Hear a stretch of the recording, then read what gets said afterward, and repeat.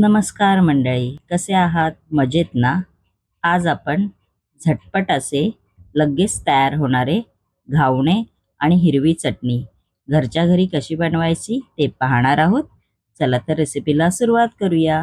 इकडे मी एक मिक्सरचा जार घेतलेला आहे. त्याच्यामध्ये आपण आता ओलं नारळ किसून घातलेला आहे. मग कोथिंबीर घालायची आहे. मग हिरवी मिरची घालून घ्यायची आहे 3 ते 4. तुम्हाला जेवढं तिखट पाहिजे तेवढी तुम्ही घालू शकता. मग भाजलेली चणा डाळ घालून घ्यायची आहे. चवीनुसार मीठ घालायचं आहे. मग पाणी घालून घ्यायचं आहे. मग ही मिक्सरला बारीक वाटून घ्यायची आहे. अशी वाटून घ्यायची मिक्सरला. आपली हिरवी चटणी ओल्या नारळाची तयार झालेली आहे, बघू शकता तुम्ही. त्यानंतर आपण इकडे परत मिक्सरचा जार घेतलेला आहे. त्याच्यामध्ये तांदूळ जे भिजत ठेवलेले ते घालून घेणार आहोत. पाणी घालून मिक्सरला बारीक वाटून घ्यायचं आहे. त्याची अशी पेस्ट करायची आहे. अशी पेस्ट झाली पाहिजे.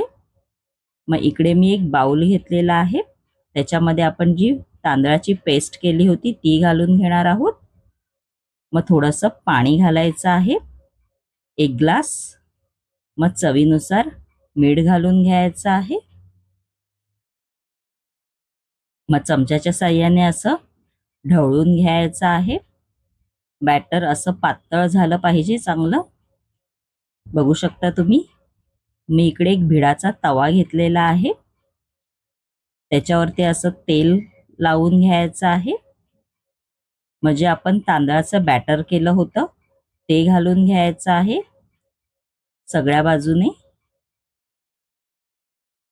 मग असा 1 ते 2 मिनिटं लागतात शेकायला. आपली घावणे तयार झालेले आहेत. हे तुम्ही मस्तपैकी कोरा चहा किंवा हिरवी चटणी याच्याबरोबर पण खाऊ शकता. माझी ही रेसिपी जर तुम्हाला आवडली असेल तर नक्की माझ्या चॅनेलला लाईक, शेअर अँड सबस्क्राईबर करायला विसरू नका. धन्यवाद.